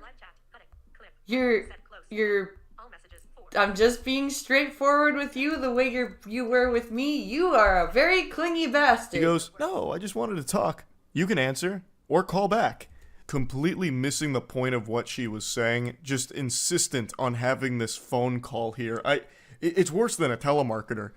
It is. He's like, no, it's fine. Just either answer or call me back. And it's like, dude, you have ruined this opportunity by being a wacko who can't wait. This guy just cold turkey calls her out of the blue. She doesn't answer, even issues an apology for not answering, which she didn't owe him, and he is still hung up on that and won't take any new information in. His brain is flooded with one idea. He can only hold one thought in his mind at any time, and right now that thought is, want to talk on phone. Upset if no talk on phone. Yeah, basically. He's gone caveman brain about talking on the phone. It's just, me want to talk on phone with girl. It's like, what the hell? Like, So he's just stuck in that mode. So she goes, no, I get that. I just like taking things slow if that's okay. And he says, are you scared of connection? You can't talk without thinking it's too fast. Just call Jeez Louise. wow. Are you scared of connection? No, and she was willing to call you, but you called her twice more and started being like, hello, upset. What the fuck? I have to wonder if she's communicating with a 13-year-old. Jeez Louise? You're dropping Jeez Louise in 2024? What are you, Shaggy? Jeez Louise, Scoob! I wish this girl would talk to me. His show boobies. Yeah.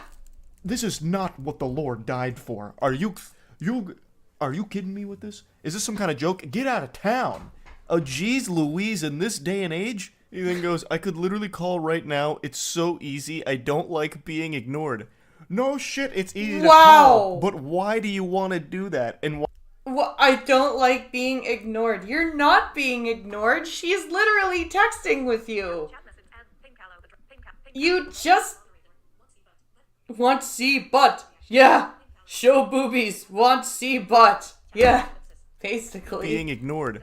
No shit, it's easy to call, but why do you want to do that? And why won't you take no for an answer? You've known each other less than an hour. You don't even know each other. You just both had like a Metal Gear Solid ping that made you alerted that this other person existed. And now you're talking through Snapchat. This actually might be a toddler.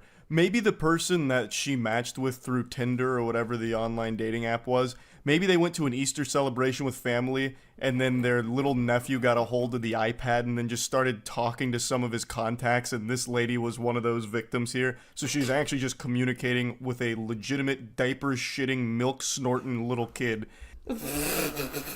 That's how he's acting. Like, holy shit. It's so easy. It's so easy. Just answer the phone. Ugh. His texts come off like a dad trying to appear cool to his teen. Oh my god, they kind of do. The dude is Instagram DMs personified. Oh my god, yes.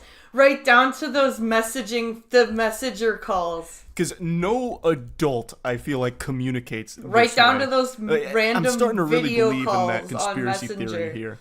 But anyway, she responds, of course not, but I like to take things slow. I'm sorry. Please respect that I'm trying to be as cordial as possible. I haven't had the best experiences in the past. That's in response to the "Are you scared of connection?" line that he drops here. Like he's out of some kind of bad Hallmark movie or The Young and the Restless. Because she won't accept his random fucking phone calls here. You won't take the phone call from someone you don't know. Are you scared of connection? And then in response, he tries to call her again. He says, I would like to just text maybe until I'm more comfortable. And his response is, I'm S. And then I'm an S? audio message. I'm S? What does that mean? What does that mean, I'm S? I have to wonder, that's got to be like the worst 26 seconds a microphone has ever recorded. I can only imagine what his voice sounds like. I'm imagining like squealing, high-pitched, nasally, like almost shattered glass level of an opera singer. Like with. I wish there would have been a way to actually play the audio message. Has ever recorded. I can only imagine what his voice sounds like. I'm imagining like squealing, high-pitched, nasally, like almost shattered glass level of an opera singer, like with that very high note, but throughout the entire 26 minutes. I also wonder what he was trying to say. I'm S. Maybe that's some kind of code that needs to be deciphered here. Are you spitting on her? Is that because that's all I see? Like when you put S in chat to spit on somebody. You know what I mean? Like, is that what we're doing? Are we spitting on this lady now? I'm serious, perhaps. I'm shitting. I'm silly. I have no idea. But anyway, she then takes a screenshot of the chat and then he dumps a screenshot. He then follows that up by saying right at the top, and then tries to call her once again. Oh my just God. continuing to poke her here. He says, just wonder, answer. Just what? Just wonder, answer. Maybe he's like actually overdosing, right? That's funny.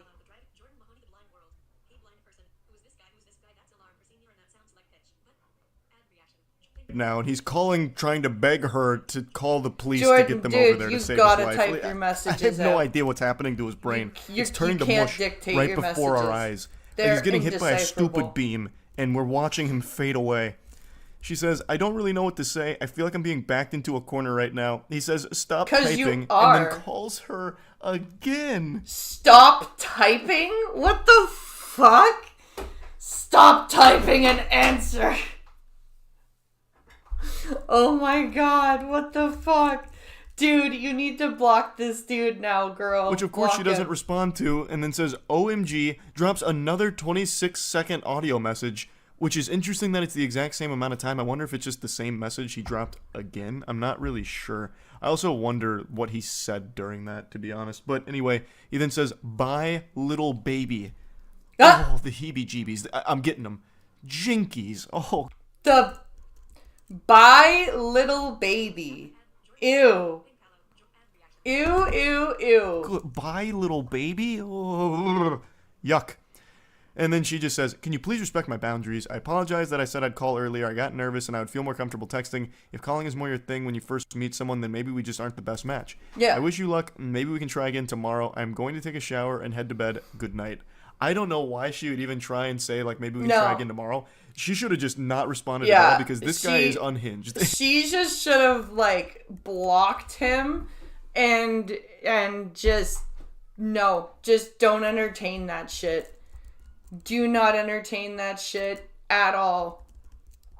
Just block and move on, girl. This is just an absolute weirdo, and there's no salvaging this. No. Maybe she was a little fearful of like what this guy might do, perhaps, which is a very legitimate fear. So it's best to like cushion the blow. But even still, this guy is fucking weird. He then just Very. says no, like a defeated Power Rangers villain, because that boundary is silly. I don't care. I'm of interested anymore. Bye. I'm of interested. And does this person even speak English? Chat message and Jordan Mahoney, the Blind World. Sorry, Blind Press. I was just asking who was the guy that you're talking about sending all these text messages and stuff. But So Jordan, this is a guy called Moist Critical likes to cover these little there's like sites that log really creepy interactions between people, say on dating apps or like screenshots of text message conversations.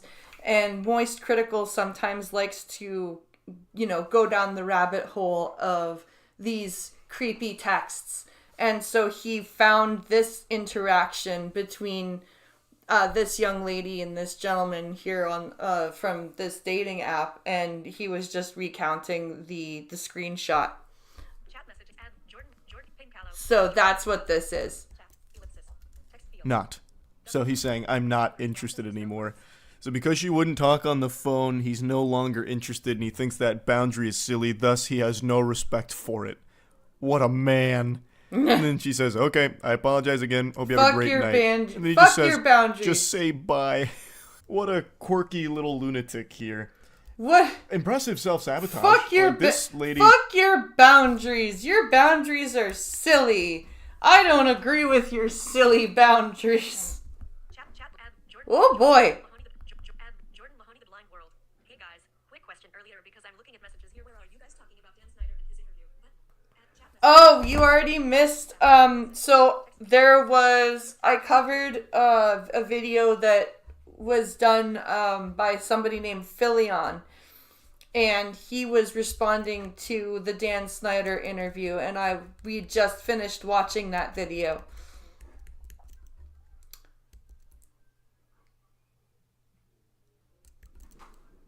Twitch has no idea what they're doing. Well, that's true, but let's find out why. Because, I mean, it's true that Twitch doesn't know what they're doing. They're kind of just, like, guessing. So, I mean, that's a fair statement. So let's see. Hi guys, it's me again. And today, again, we're going to be talking about the Twitch Terms of Service. Yay! This has been a popular topic for, I don't know, about 10 years. And guess what? It's happening again. There's been another update. About a couple of days ago, there was a new change that was supposed to revert a new change that was actually a change from the old rules. So they were changing a change that they changed from before they changed something. So just so you understand the timeline here, for the entire duration of Twitch, and also as far as I know Justin TV, you could not have a camera that had the primary focus of that camera being on your ass. Oh, okay. So you couldn't have, say you have two cameras, right? And you have one camera, capturing a front view, and then you have another camera on your ass. You couldn't have that. And you couldn't have it as being the primary focus being on your boobs. But Twitch decided about 6 months ago, fuck it. And they didn't think it's a big deal anymore. And so they decided to make it not against the rules. And guess what happens? Well, as soon as you make that not against the rules, there's a lot of girls that have OnlyFans that use that, and they think to themselves, well, I know what I'm going to do. I'm going to make another camera, a separate camera, that is focused entirely on my ass or on my boobs, and that's it. That's the whole camera. That's the entire function of that camera. And this has been what Twitch community refers to as a new meta. Yes. There's been so many girls in the past, 6 months that have been doing that, and then just having especially on Kick, they'll have their boobs on a camera, and then they'll have their OF link. And then that's how they drive their traffic to their OF. And it's very frustrating for female content creators that actually have content that they want to put out on Twitch, and that their OF is just a separate, other form of content that has nothing to do with their, it's very frustrating. Of the ass cameras. And I guess it was a bit too much. So Changes, Twitch decided to reverse this rule. And I wanted to talk about, I guess, the ridiculousness of what's been happening with this problem for the past few years. And I think especially after these rules have been changed. And I think that I want to talk about where I think this problem is coming from and where I think it's going to go. So today, the reason why I'm actually making the video, I'm about to go have dinner with my dad after this, but I figured, before that, I've got to make this video before I forget. And what happened is that I saw on Twitter there were all of the usual suspects, usual suspects that have been suspended on Twitch. Amaranth, got it. Asian Bunny, and everybody else. Yeah, Amaranth got it 2 nights ago, I think? Or was that Kick she got banned off of 2 nights ago? I can't remember. She got banned from somewhere 2 nights ago. I think I remember hearing. And so these girls have all been suspended pending this new rule, because the new rule just went into effect today. Okay. Or yesterday or something like that. It was either today or yesterday. And so now these girls are getting suspended even though they don't actually have the camera directly on their ass anymore. And some of them, this is what's even more interesting, is some of them have already gotten unbanned. Interesting. So, is it against the rules? Is it not against the rules? Nobody knows. And you know what? I don't even think Twitch knows either. No. That's the problem with Twitch. Twitch doesn't know what kind of platform it wants to be, and therefore it keeps changing the rules. And but when they change the rules, they leave all these stupid loopholes open for people to exploit, and of course they're going to exploit them. And then it ends up making them change again, and it just keeps ruining it for everybody that wants to use Twitch within the actual rules and not do not do off the cuff weird ass shit to drive traffic to paid websites. Because in itself, Twitch is a paid website. You pay for subscriptions, you pay for bits, you get paid through ad revenue. So technically, Twitch is a paid website in and of itself. So you should be producing content specifically for Twitch. And then, like, have your OF in your link tree or something. You don't need to be creating a booby stream with your OF link just to drive traffic to your OF. That's the problem, I think. I think that all of Twitch's terms of service is completely reactionary. Yes. There's no principle to any of it. There's absolutely no logic involved at all. No, there's not. And the only reason why they have their terms of service is not to protect the users on the platform. To protect themselves. It's not to protect the streamers either. It's only to protect the advertisers. And so guess what? Whenever an advertiser complains about something like this, then Twitch feels the need to immediately change what they're going to do. So Twitch made basically a completely, they pretty much got rid of all the rules in terms of sexual content streams outside of like straight up porn. Yeah. And even that's debatable with what the original rules were about 6 months ago. And ever since then, they've been clawing that back. And I think the reason why this keeps happening is because Twitch, how can you solve a problem that you can't acknowledge what the problem is? You can't. Because Twitch, in order for Twitch to solve this problem, Twitch has to acknowledge that they are a platform that has no purpose. Like YouTube was in essence a video sharing platform. It was not a live streaming platform at first. Live streaming was after. YouTube is and always was a video distribution platform. Twitch was supposed to be a live streaming platform, but Twitch has not decided how it wants to be a live streaming platform. So it just reacts to how the advertisers that use the platform are acting and going, hey, your users are doing shit we don't want to have ads on. So then Twitch goes, oh shit, don't do that, users. Stop that. Instead of coming to advertisers and going, hey, we are a live streaming platform that focuses on X, Y, and Z. Right? Twitch doesn't have that. Hey, guys, I see what the problem is. Let's solve the problem. Because they have to keep pretending like they can't see the problem. Because seeing the problem, as, some people would say, would be sexist. Because the truth is that 99.9% of all of these streams are done by girls. And the reason why they're doing them is because they're doing it to sell subscriptions to OnlyFans. So at 99 years the way it works. And that bothers me because Twitch in itself is a paid website, like I just said. Yes, it's free to follow, but if you want people to subscribe to your Twitch, they have to pay. So I don't believe that Twitch should be something used to drive people to your other paid websites. I think if you're going to do that, then you should figure out a way to do it without being a complete, basically a stripper.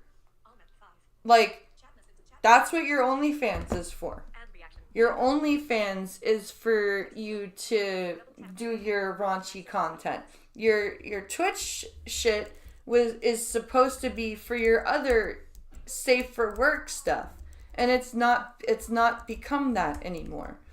And it punishes the creators who are still using their Twitch the way Twitch is supposed to be used, because then everybody just lumps, especially if you're a female, they lump you in with all the other slutty female streamers that are only using their stream to promote their OnlyFans and don't actually have content for their stream besides their tits and their butt. And it's very frustrating as a female streamer who actually has things that she wants to say and things that she wants to do on her stream. And yes, so what? I have a fucking subscription site. Oh well. That content is for there. My streaming content is for my streams. Right? Like, why do we have to just be a fucking showgirl all the time? Is because they're doing it to sell subscriptions to OnlyFans. So here's the way it works. Basically, the girl goes on Twitch and she's doing sexual content. Yep. Now, is it very sexual? Oh, not really. But it's sexual. And it clearly creates a gateway for girls to go from, you know, like, oh yeah, watch me on Twitch and I'm in a bikini, and then watch me on OnlyFans and I don't have the bikini on anymore. And so what ends up happening is these girls have their Twitch channel, a lot of people come in and they watch it, and then there's a link tree underneath there with all of their socials, and all of their socials are, you know, like 2 or 3 different porn websites, which is... That's the thing. That's the problem with these girls, is that they have become... They're turning something that could have been part of a content brand into, like, this is the only thing I'm going to do.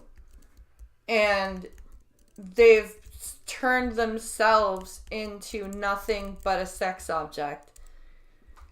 And then any of the female streamers that do just chatting streams and do gaming streams that aren't, like, out in a bikini on Twitch, but they still have an OF and they do, like, pinup shit and Playboy level shit, they get lumped in with the raunchiest of raunchy streamers, and what they have to say gets just ignored, and they get treated like they're nothing but a dumb thought.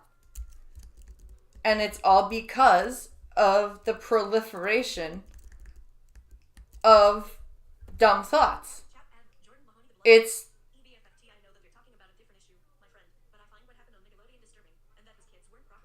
very, very creepy.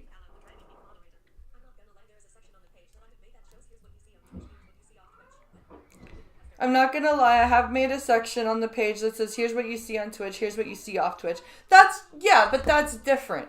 I'm not sitting there on Twitch flaunting my bits with the OF link right there, right? On the OF, you have a section that shows the paid people, hey, here's what's going on the other site. That's different. Which is really what Fansly, Patreon to an extent, lesser extent, but still there, and OnlyFans are. They're porn websites. And so these girls are effectively using Twitch to use it as a vehicle to advertise selling porn.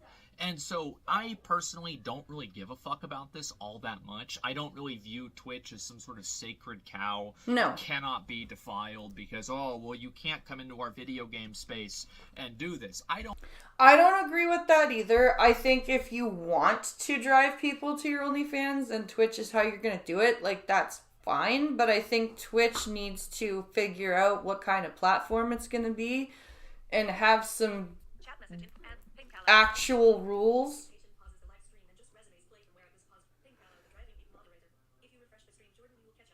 If you refresh the stream, Jordan, you'll catch up. When you dictate, it does just pause the live stream, and then it'll bring you, it'll put you back to where you were when you dictated. It doesn't start live. I don't really give a shit about it, but what I do give a shit about is the intellectual dishonesty. Yes. And that's really what's going on here. Is that you see Twitch stumbling and fumbling around because they don't actually want to address the bad actors that are using their website to sell porn. Yes, I will agree with that. Like, because when I do my streams on Twitch, like this one, right? I'm on the Coffeestream right now. I'm doing, like, yeah, I'm talking about OnlyFans. I'm saying that I have one, right? But I'm not like, you should go there right now and subscribe and I'll be naughty for you. Like, I'm not doing that because that's not the type of content that I am making right now. I am making opinion content. I'm making reaction content. I should, like, I don't need to, like, right now is not the time for promoting it. Do you know what I mean? To me, right now is Coffeestream time. Tonight will be combat hour time. And then, like, later on, like, at a different time of day, when I've got my camera up and I'm taking pictures and stuff, that's OF content time. There's, to me, you should be able to separate your content if you have a brand.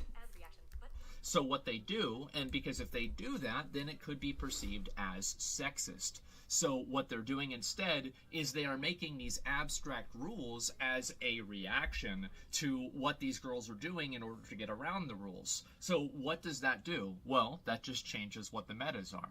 So as soon as this becomes, against the rules, these girls are going to do something else. Yep. And then after that becomes against the rules, then these girls are going to do something after that. So you can see clearly what the pattern is. And why is this pattern happening? Well, it's very simple. It's because it's their fucking job. Whenever you think about it, it's like for these girls, what they do is they make money. They're making $10,000, $20,000, $50,000 a month on OnlyFans. So if you had $50,000 a month riding on figuring out a way to get around Twitch's terms of service, what the hell do you think you would do? Yeah, exactly. If your main source of income is OnlyFans, and the way that you get that money is by using your Twitch to drive people to your OnlyFans, you're going to spend a lot of time figuring out how to navigate their terms of service.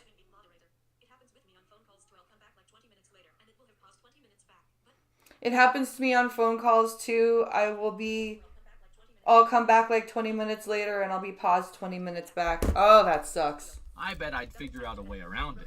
And that's exactly what's been happening for the past few years. And Twitch has not been able to accurately address this problem because in doing so, they would have to identify what the problem is. Yes. And in order to identify what the problem is, they would have to acknowledge something that is inherently sexist because guess what? Sex is sexist.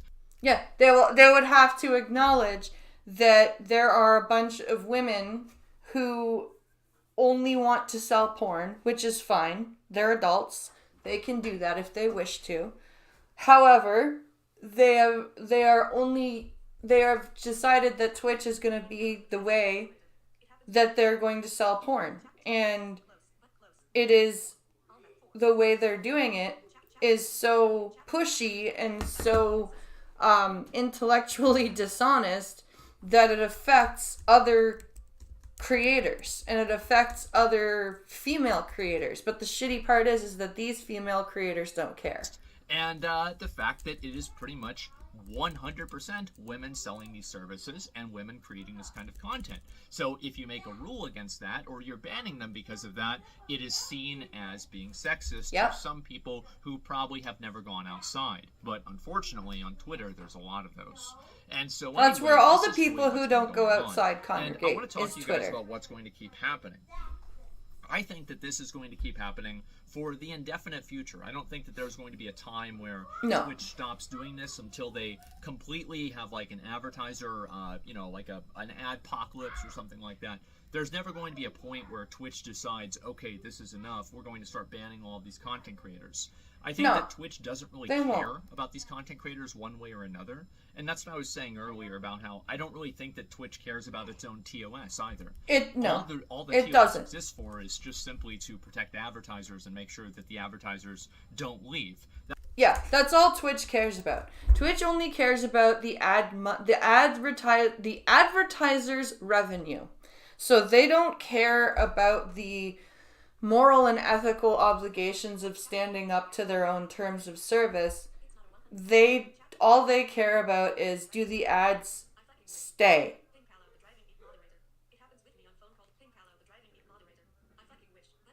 I fucking wish. It's not 100% women. I hate how that keeps getting said. You're right. It isn't 100% women, but unfortunately, it is predominantly women that are doing it. So that's why women are being blamed, because if you look at the majority of the streamers responsible for this, it is women. That sucks, and I don't want to be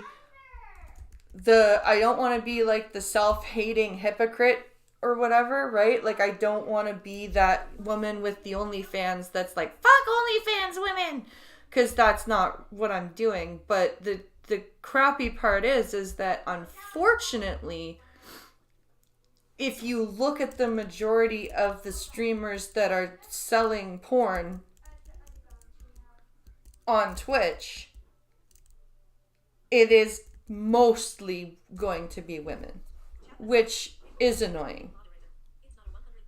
It's very annoying.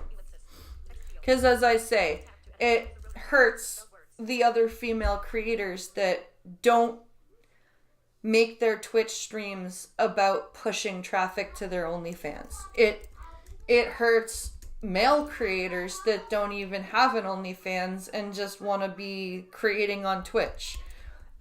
All of these selfish porn sellers, and that's the thing, is that I'm okay with porn. I think porn is fine, right? As long as you're a consenting adult and you're doing legal acts in your movie, go ahead, right? But I think there's a time and a place to promote your porn, and I think that there's also a frequency level that is appropriate. Spittlebuggies, hello. It all started with Patreon in 2018 when they decided to ban any form of nudity on the site. Yep. When Patreon did that, it pushed a lot of people over to OnlyFans. A lot of people. That's why, like all of these things that were, oh, these are so bad to do. Oh, man, you can't say this, you can't say that. The only reason why this happened is because of advertisers. And before the advertisers came in, you could say whatever the hell you wanted on Twitch. Yeah. It's because of money, and that's the only reason. The only reason you can't say the R word on Twitch is because of advertisers. That's the train of logic that I think is happening. And so what's going to keep happening is that until Twitch views this as a bigger risk than being perceived in a negative way, they are going to continue addressing the symptom and not necessarily the disease. Yeah. And I also want to make sure that this is very clear. I actually don't have a problem with the girls doing this. I don't really care. I think that it shouldn't be in people's recommended. You should never be able to watch one of these streams while you're not online. Yeah. I don't think these girls should be banned off of Twitch. I don't think, at the end of the day, their job is OnlyFans, right? And they should be able to advertise. But, like as said, it shouldn't be pushed to everybody.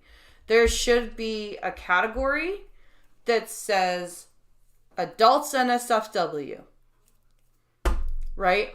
And only if you go into that should you be able to find these girls, right? Then you're like, and if you're gonna be like, if you click on that category, it should come up, like your Twitch account should have this thing where it's like, verify that you're over 18, and not just with a freaking checkbox. And they have, Twitch is linked to Amazon. It should be easy to fucking connect your Amazon and your Twitch account and see that you're an adult with a credit card. So why is that not a thing? Not logged in. And if you're not logged in with a account that's 18 plus, then I don't think you should be able to watch them at all. Yep. But I also have very extreme viewpoints on this, as in, I don't think any people under the age of 18 should be on social media in any capacity whatsoever. Nope, not at all. App that is explicitly made for kids like YouTube Kids. And there should be YouTube Kids. YouTube Kids is garbage. The amount of shit on YouTube Kids, the fact that people still say YouTube Kids is safe. Just boggles my mind. Peer-to-peer messaging or any sort of curation, or there should be maximum curation on everything that's seen on that platform, because you see how creepy shit is on YouTube for kids even, and that's why YouTube had to completely redesign what they were doing. It's still garbage. That's my perspective on it. I don't think there should be any kids on a platform, period. I think they should all be read-only, and you shouldn't even be able to use the platform unless you're logged in. Okay, that's my opinion. I understand it's very extreme, but that's what I think. There's a lot of predators, a lot of creeps, a lot of weirdos, a lot of kids being exposed to things they shouldn't be aware of. Yep. And I think that's a much bigger problem. The fact that it's girls in bikinis, this is probably a really not that big of a deal on the scale of 1 to 10. No. But it's still not a good thing.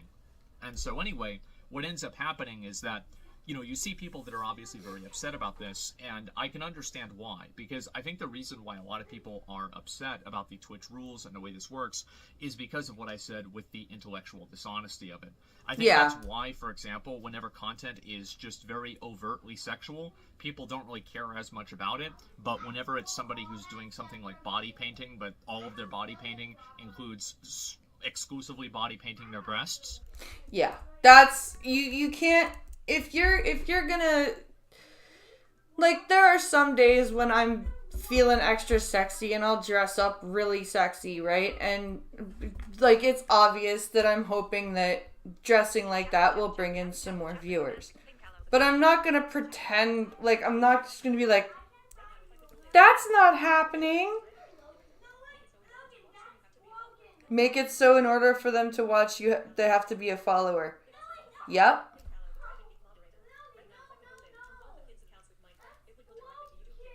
Right now, if I could go live on one of the kids' accounts with Minecraft, it would go directly to YouTube Kids. This is very clearly sexual. It is. And telling somebody that it's not is an insult to their intelligence. It is. And it's very much an insult. And that's the problem with these girls, is they like to tell you that they're not pushing porn, but it's very obvious that they are. And it's like, dude, just admit it. Just admit that you're pushing porn and stop pretending. People are annoyed by it because it is insulting to be told that you can't see what's directly in front of you. And I think that Twitch is pretending like they don't see what's directly in front of them. And that's really what's pushing a lot of this problem. So today, when all of these girls got banned, I don't really know whether this is going to stick or not, but I do think that Twitch needs to fix this eventually, because this is going to happen until eventually. What I think is this is the end result, right?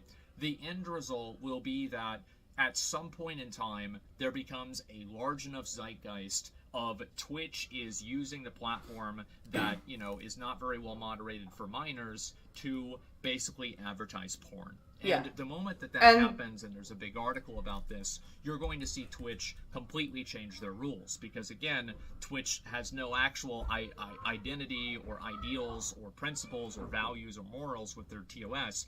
It is That's all very true. reactionary. So the moment That's very true. Like I said, they don't have an actual idea of what kind of platform they want to be. Something like this becomes bad, they will immediately get rid of it. So, until then, I think you're going to continue seeing this cat and mouse game of, the girls, obviously, Twitch makes a rule, and then they have, like, a workaround for it, or they have some sort of, oh, well, this isn't really focused on, it's my whole body, and not just my, my ass, or my It's, boobs. it's like a loop. They keep finding loopholes.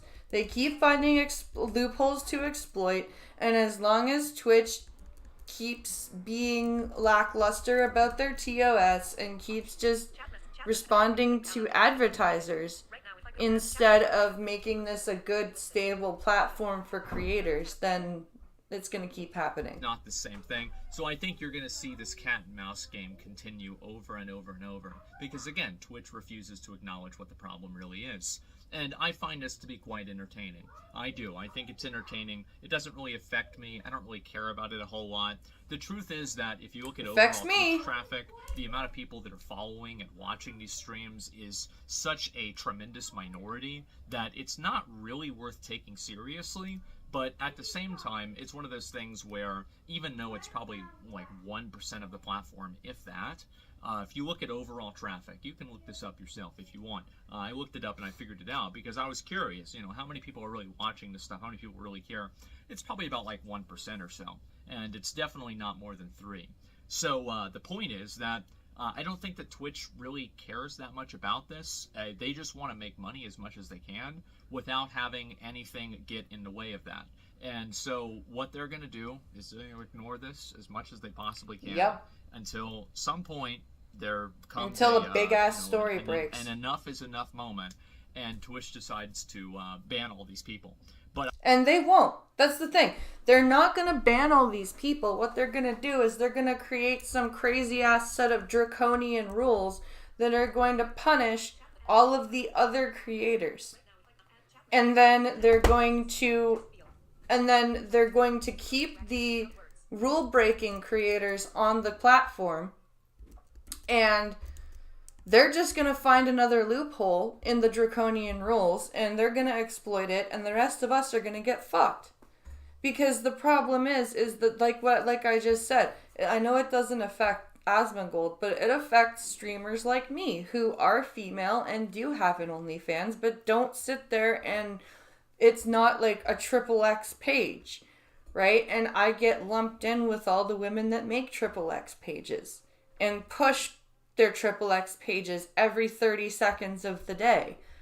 And I get lumped in with the streamers who don't have anything to say. They just sit there and jiggle their boobs and look like they sit there and, oh, look, I have my mouth open. Like, it's fucking frustrating. Like, the amount of decrease in traffic in all of my stuff since I've had the OnlyFans and since we've had this weird ass swing to the right, it's like I can't be a commentator and a gamer with intelligent things to say and also have an OnlyFans with pinup photos on it. It's like, seriously?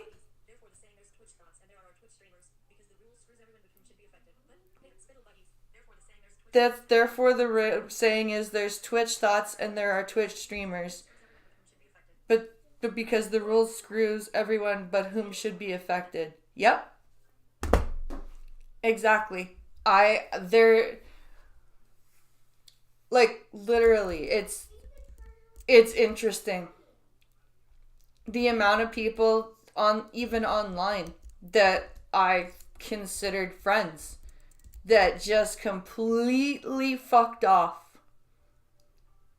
when I started up the OnlyFans.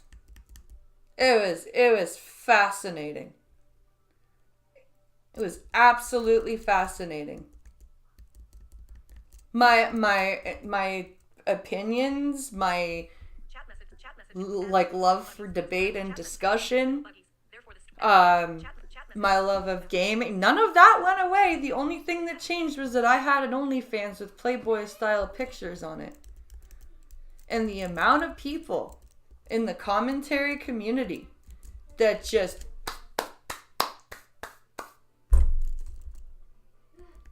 but, freedom of thought and speech, right? It's just the amount of women hating that's coming on now. Partially it is because of these women, but it's mostly because I think the red pill community has just picked up where the MGTOWs left off, but somehow red pillars have managed to go mainstream. Everybody used to laugh at MGTOW. No, now everybody's like, hey, the red pillars might have something. Like, what the fuck? Why is it now that everyone thinks red pillars have this good idea? Meanwhile, they're pretty much exactly like MGTOWs. Just for some reason, red pill people somehow still have are couples somewhere. I don't understand. Like, the amount of hatred for women. It's so weird. Like, we've got We've got red pillars that hate women. We've got trans men that hate women and want to erase women and be a particular and just be their own version of women. We've got the guilty liberal women that think that we should just knuckle under and calls any woman who says no a TERF.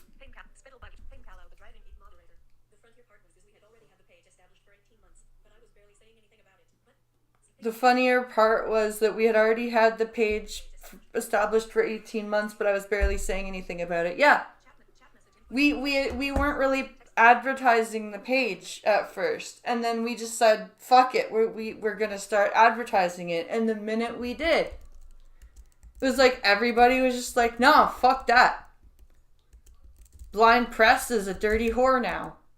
She doesn't, and Blind Press is a dirty whore and Pink Hollow's exploitative. So let's ignore both of them. It's like, meanwhile, go look at the shit Amaranth is doing. Go look at the shit that fucking all these women are doing and their managers. But yeah, no, like it's very frustrating. It's very, very frustrating. And that's why I say these women, these streamers that carry on like this and push their porn every second of every day does affect me and streamers like me who are trying to be an intelligent content creator but also celebrate their body because they are proud of the work they've done on it. Like, why can you not be an intelligent woman who's proud of how she looks? Why? Like, why? I don't understand.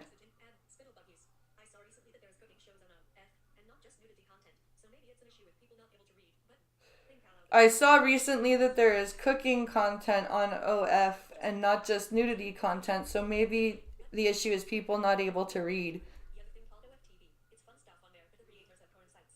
Yeah, the thing called OFTV, it's fun stuff, but the creators have porn sites. They do. Most of the creators on OFTV also have a porn site. But it's very frustrating. Like this whole situation, like I feel like I do love streaming, that I like making videos, I love being a content creator, but part of it is also that I don't want to give up and let these fuckers win. I just don't. I can't. Maybe it's a stubborn part of me, but I just can't freaking knuckle under and give up. That's not something that I'm willing to do.